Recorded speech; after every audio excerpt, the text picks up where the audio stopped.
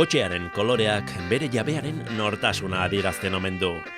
Ohiko zuri beltz edo gorriak lekua egin diete diseinua ausartagoei, eta nahi den irudia lortzeko margotze teknikak ere aldatu egin dira.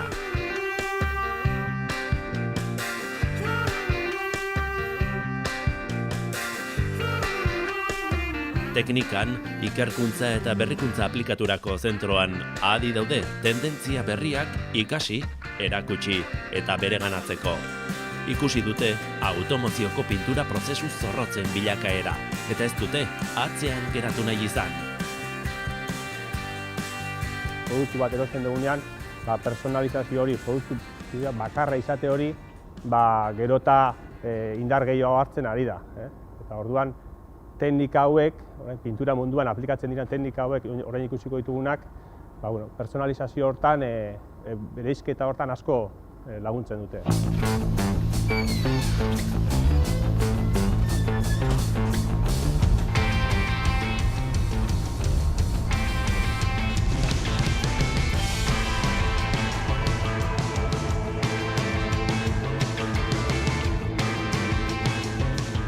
Duela urte batzuk hasi ziren Estatu Batuetan binilozko pintura erabiltzen kotxeak margotzeko. Adibideak aurkitu zitezkeen interneten, eta hemengo komertzialak hasi ziren pintura mota hori eskaintzen.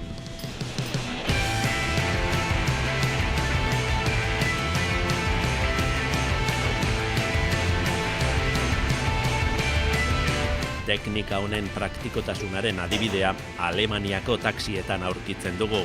Denak berdin margotuak daude, baina kotxea saldu edo aldatu nahi izan ezkero, nahikoa da aplikatutako kolorearen geruza kentzea.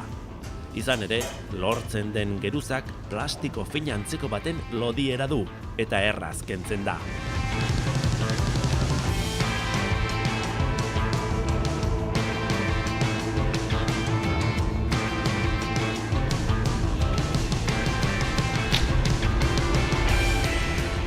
Eduki dezakezu kotxea berri beste kolore batekin, eta hemendik 2-3 urtean nahi duzula berri zela lehen bezala utzi, hartzen duzu vinil hori, kentzen da vinil hori, eta dakazu kotxea berri. Esan dezakegu pintura hori dela bat itxuratzeko, baina baita ere zure kolorea babesteko.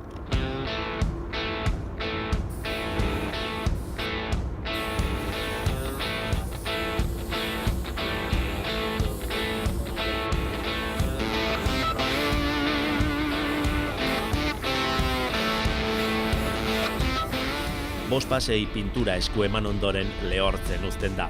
Azken ukitua, distira eman eta babestuko duen berniza da.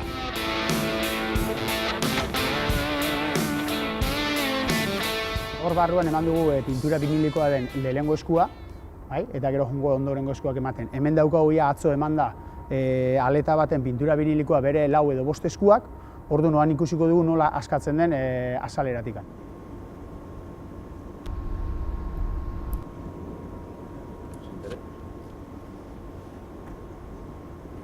Ikusten dugu nola askatzen den.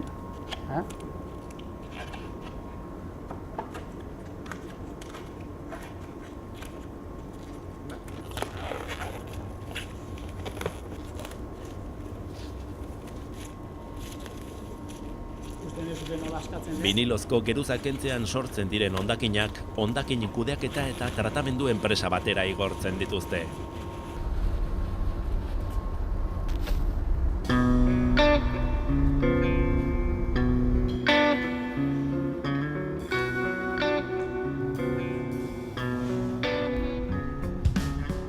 Distiraren zaletuek badute edozein piezari kromo itxura emateko aukera, naiz eta metalezkoa ez izan. Erabilitako metodoa prozesu industrialetan lortzen den emaitzara hurbiltzen da.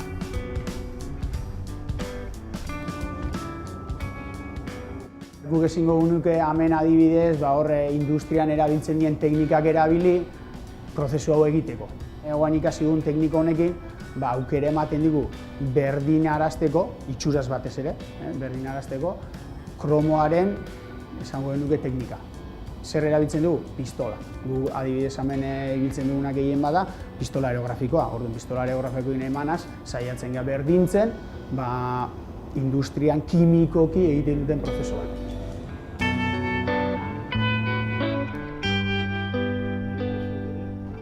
Abantaiak, toksizidade aldetikan, askoz murritzagoa da, ez du horren beste kutsatzen inguru giroa, horre industrian ibiltzen dira produktu kimiko pila bat, hemen urdestilatua da esango nuke oinarri handiena, eta gero horri sartzen dugu produktu kimiko kopuru txiki batzuk.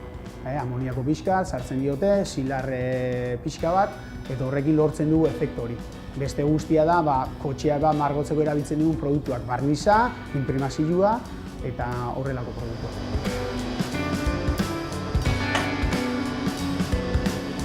Aurre aktibatzailea, aktibatzailea eta kromoa prestatzen dira pote ezberdinetan. Erreakzio kimikoa sortzeko banandu duen behar dira eta justo azaleran gainean elkartu behar dira, pistolatik elkartzen dira eta azalera joteakoan lortzen da efektu kromo hori. Berez daka silar eta amoniakoa ia gehiena ur destilatua da. Pauso guztietan ematen diogu aurre aktibatzailea ur destilatua. Ze nahi duguna da azalera bustitzia, baina gainen erdi solterik ez geratzi ezer.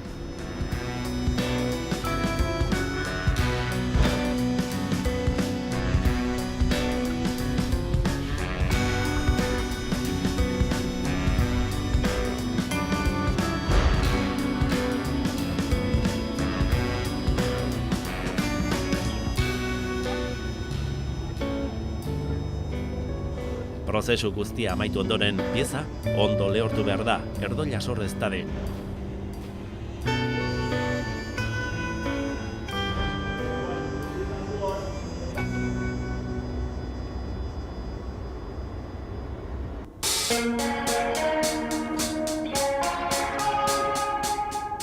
Pieza ezberdinak dekoratzeko erabiltzen da hidroinpresioaren teknika.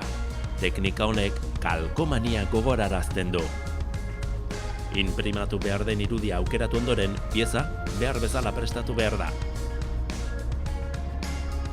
Garrantzitsua da ertzak ondo hartzia. Orduan, hartzen dugu horrela, akabera hobetu izateko.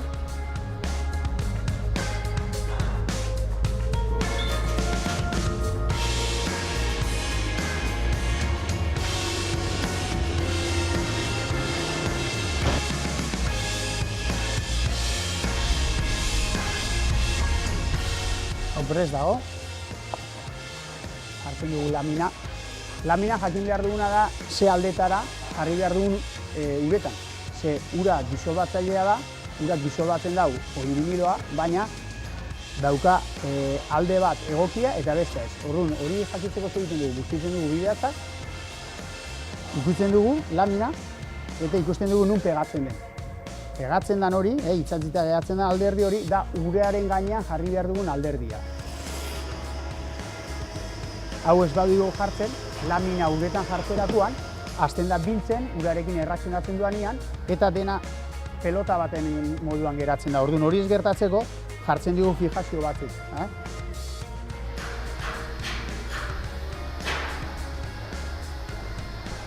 Horrela uretara bota ezkero, bere esango nuke disolbatze puntuan geratzen da lauki horren barruan harrapatuta. Eta hori gertatzen denean, hasten da lamina bat bere gainean biltzen. Hori gertatzeko, egin behar dugu mosketa txiki batzuk, ertzetan, tentsio horrek kentzeko.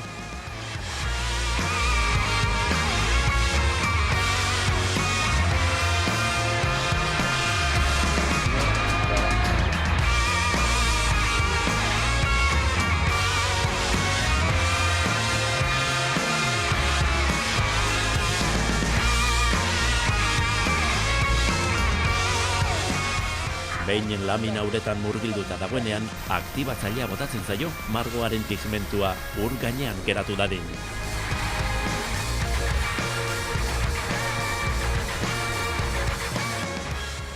Ikusten du brillante hartzen dela, eta hori.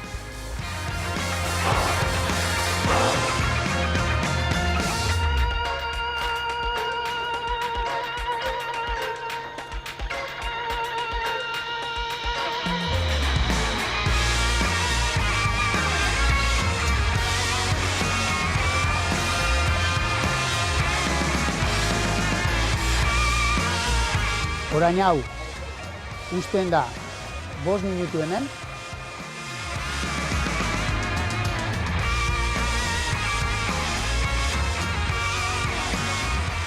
Mundu globalizatu honetan esklusibotasuna aurre hartzen ari da.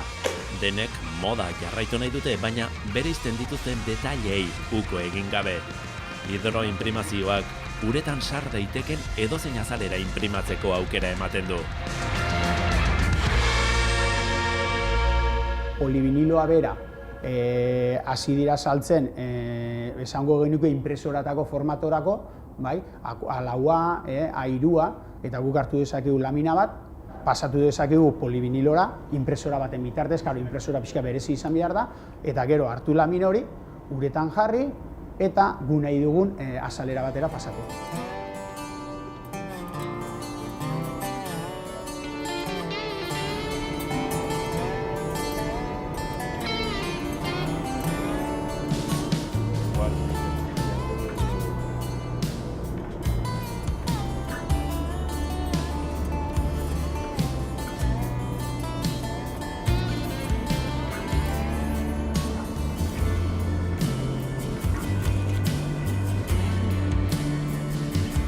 Hau ez da hemen geratzen bakarrik, ez? Teknikatik koordinatzen dugu, hemen sortudan ezagutza hau proiektu honetan, guretzako garrantzitsuena da, beste ikastetxeekin partekatu, beste irakaslegoekin, eta bakoitzak ikastetxe bakoitzak bere lurralde inguruan ezagutzera eman prozesu hau, azkenean denon artean gure gizarteko enpresa txiki ertainen kompetitibitatea ere hobetzeko. Automozioan sortu diren margotze teknika hauek edozein esparrutan aplika daitezke, pertsonalizazioa muturreraino eramanez.